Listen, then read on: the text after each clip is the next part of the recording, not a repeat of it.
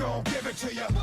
Wait for you to get it on your own. X gon' deliver to you. Knock, knock, open up. That is our man, Xander Schauffele, getting out and setting the tone yesterday, or Sunday, right out of the gate against Jason Day, who's a phenomenal player. So we had the President's Cup this past weekend, and we got a busy day here today because we got a lot to talk about, don't we, Jace? We do. And what is today? Today's Tour Pro Tuesday, Chris. That's right. It is Tour Pro Tuesday. It is our favorite day of the week where we talk about the golf swing and enlighten you on things that you should be working on to help yourself get better at the game of golf. But before we get into that, we have a big announcement, a very big announcement. Because one of the things that really dawned on us over the last few days when I was going through the people that we've worked with in 2024 and all of the people that I've worked with over the last 22 years that I've taught this game is that 2024 was the most impactful year and the most successful year that I've ever had in the world of golf instruction when it comes to helping you. The success rate was absolutely out of this world. We saw so many wonderful transformations. We saw people that have lost their way with the golf swing find their way again. We saw people win numerous club events, big events amongst their peers. We saw people lower their handicaps substantial amounts, and we saw 7 hole-in-ones and 1 big albatross from one of our members.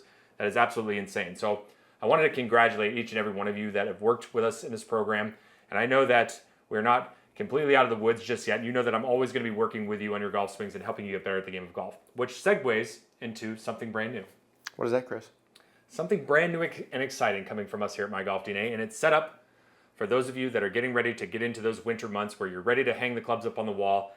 This is the time where we're going to help you start getting better at the game of golf by finding a couple of those weaknesses that you have in your game, and we're going to be customizing a program. We're going to make sure that you have all of the help and the instruction that you need every single step of the way. And there's going to be a contest that goes along with it. And the best part about the whole thing, aside there being a contest that you have some pretty cool prizes, is that it's free. Free. It's free. It's free for every single one of you members to take part in. In fact, I encourage you to take part in it.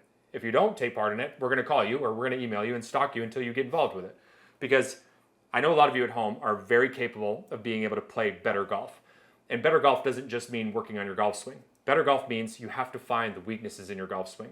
And you have to start working on a strategy in the offseason to get better in those areas, whether it's hitting the ball further, whether it's chipping and putting, whether it's working on your mental game.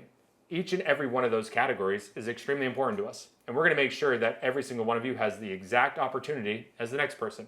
But the way that we're going to grade things in this system is going to be not based off of your ability to lower your score or your handicap. It's going to be based on the sort of way that you work your way through the program, the sort of feedback and the sort of assistance that you give us on your side as we're starting to shape your program, because we want to expand this out and that other people see how to design practice programs that you can use in the comforts of your own home, in your simulator, or in your office. We want people to know that this is the time of year to start working on a better game plan for next year. And I know a lot of you are at home are going to really love what you see. So this is going to kick off in the first week of November, and it's going to run all the way through March. If you're sitting on the sidelines and you have been kind of debating whether you should come join us at My Golf DNA, now is the time to get involved because you can get free access to this program. We'll open the doors to as many people that want to get involved with it. And Jason and I, guess what? What's that, Chris? We're going to be your accountability partner. We're going to make sure that we're in your back pocket and making sure that you're doing the things that you need to do so that you hit the ground running, because it's easy to just hang the clubs up and just let them collect dust. Not this year. 2025 is going to be a different year for you. Now, with that being said, Jace, let's get into the President's Cup. What did you think of the President's Cup? Chris thought it was great. You know, the internationals, they did not lay down this year. They put up a fight, and it was a great watch. I couldn't agree more. I thought the international team handled things very nicely out there. I thought they played some good golf. The U.S. played some fantastic golf in spots. They also played some weak golf in spots. But overall, I thought that it was very entertaining. The Canadian fans were outrageously fantastic, huh? Out and about. So shout out to you Canadians up there that made the golf tournament exciting. And shout out to the golf course, too. The golf course was great for this environment, wasn't it? It was fun. It was good. It was a good golf course for that event. So today we have 2 standouts from, even though the whole team played really well, we have Mr. Xander Schauffele. X going to give it to you. And we have Patty Ice, the Iceman himself, who is Mr. Saturday, the sensational Saturday man with making big putts under clutch situations. We're going to be showing you a very key move in the downswing, whether you have a driver in your hands or you're working on flighting a wedge, that most of you get wrong. And it sets the tone for your impact position, and it sets the tone for the way that you're going to be releasing the golf club. And then later on in the week, guess what we're going to be doing? We're going to be heading out to the range together, and we're going to be working on this exact movement that's going to help you start working on flighting your wedges better. Being able to control your trajectory, being able to hit your ball to a certain number is something we should all be working on this wintertime.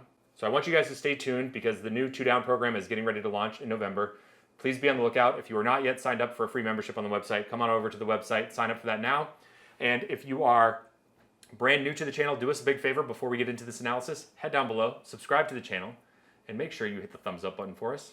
And if you have any questions or comments, what should they do, Jace? Put them up below. Post them up below so we can help you out. We'd love to help people play the game of golf. Now, it is time to step inside the lab and take a look at these 2 fantastic moves. So we've got a really fun one for you today because we have 2 very different golf clubs in our hands, but ultimately landing in the most safe position that you can be in at impact when you deliver the club with a great deal of force. And we have Patrick on the right-hand side of the screen swinging a driver. And most of you at home know that I'm a very big advocate for having the body in the safest position that you can be in at impact, and that is neutral joint alignment. When you're stacking up the left ankle, the left knee, the left hip socket, and the left shoulder. This position is going to keep stress off the spine. Looking at Xander, you're going to see him in the exact same position here. Now, what you're going to see as we get further into this analysis today is that they're using very different release patterns for good reason. The driver is the only club in our bag that we don't have a speed limit. Wedges are the clubs in our bag that we want to get our proximity to the hole as tight as we possibly can. And we're not generally making full bore, high speed golf swings when we have a wedge in our hands. We're always working on trying to control our trajectory, trying to control the spin, and making sure that we can hit a certain number day in and day out. And that's why you see a lot of players trying to take their hands out of the mix, which is exactly what you're about to see here.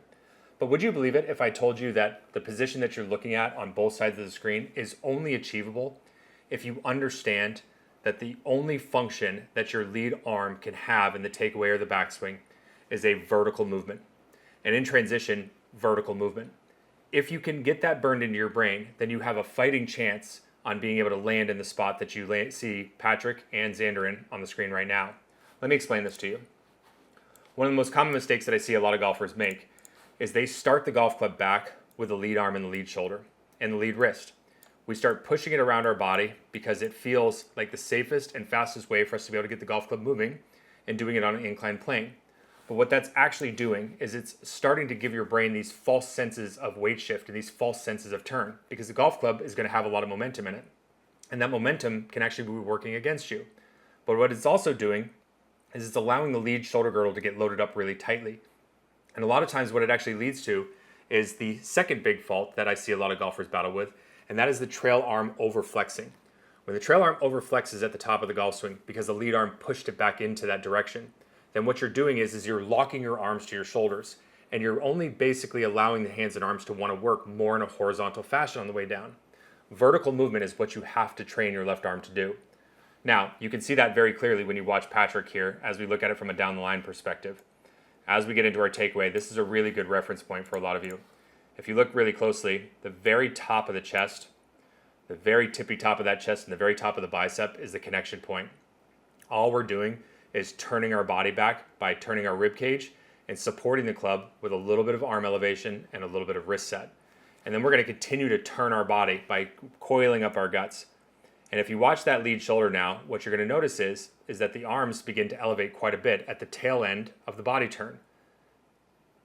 That there is happening late in the equation. And that vertical movement is now inducing more vertical movement on the downward half.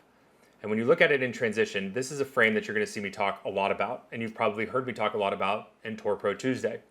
When we look at transition, we want to get our weight moving over to our lead side. We want the lead side flank to be very much upright. We want to look at it and see that the right shoulder's up and the left shoulder's down. And if you look at it really closely as we start to make this movement onto our lead side, this is a particular position that a lot of you are not going to see. Look at this little window between the chin and the shoulder. A lot of you will force yourself to get your trail shoulder to start to drop down and your lead shoulder, your left shoulder if you're a right-handed golfer, moving up, because that's the only way that you can move. We know that we have to get our hands and arms from way up here at the top of the golf swing in the slow zone. We have to get them going really fast from here down into the speed zone. And you have a few different options to be able to get them down there. And think about how you would do that. Well, you can use the arms working independently from the shoulders and try to keep the back to the target, which is what we would advocate. Or you can push your arms across your center, lock the arms in place, and then you can drop this right shoulder down. And what that's going to do is it's going to start moving the hands and arms down in front of your body. But remember, you're trying to land in a position that's more upright. And the minute you start allowing that right shoulder to drop back or drop down, yes, it's going to look like it's going to shallow your golf swing out for the first time in your golfing life. But what it's doing is it's starting to create that secondary tilt to the spine.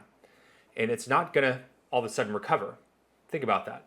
If you were to go to the top, right shoulder starts to drop down. How unorthodox would it be to go and move back in the opposite direction? It would be very difficult to do. And so the only option to be able to get to that stacked up lead side would be to start turning your upper body really hard, which would ultimately affect the swing plane in the path.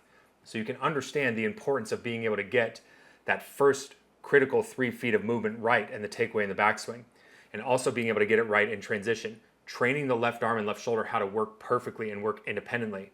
That sets you up to be stacked on the lead side, and it sets you up to be able to release the club like you would see of Patrick Cantlay. And you can see that he uses very much a combination of a rotational pattern and a little bit of movement from flexion towards extension. He's more along the lines of what we would call our hybrid pattern here. But you can see left wrist works down in front of him, rotates, and it's gone behind him, well, before it gets up out of the speed zone. That's a very efficient way to deliver the club through the hitting area. And he can do that and offset the rate of closure in the club face by having the spine in the position that he does. Very critical for you to understand that stability in the club face can come from the position of your spine and the sequence of movements, and not have to worry about some sort of flip or snap hook that's coming out of this sort of release pattern. Now looking at Xander, what you're going to notice is he does the exact same thing on the way down. Very different left wrist position, and he's actually working on kind of a dead hands wedge movement here, where as he goes back, he's not really setting the club a whole lot. He's just turning his body and staying really wide. And if you look at it at the top of the backswing here, you can see that his hands are well up above his right shoulder. But look over here on the left. We see the club standing straight up here. Okay? And on the way down, what you're going to notice is that same sort of gap between the left shoulder and the chin. That's allowing the left lead shoulder to now come out of an elevated position or a shrugged position. It's moving it back down into a neutral position, which is now connected to the bigger muscles from your trunk and your core. And it's now allowing us to be able to deliver the club through the hitting area with more rotation from the body and stack up the lead side than we would see of a wrist and forearm rotation. And the reason why he's doing that, again, is because he's trying to keep the hand and arm inputs out of the bottom so that he can flight the golf ball properly, put it on the correct spin rates, and then hit it to a certain number. This is a very common way that you would see of a lot of playing professionals on how they hit their wedges. They don't want a lot of big wrist and forearm inputs because they don't have to hit it as far. It doesn't mean that they're going to lack control when they get to the other clubs. They're going to have a little bit wider of a dispersion over the long haul. So that's how I want you to start thinking about things, is that in order for you to be able to stack up the lead side, you need to make sure that you turn your body and elevate your left arm. You need to make sure that in transition, you keep that right shoulder up and let those arms start to gradually work their way down into the acceleration zone. And now you've started the downswing on the right tone, and you are set up to be able to deliver the club any way that you want to with any club in your bag. We'll see you guys on Friday. Get ready to rock and roll.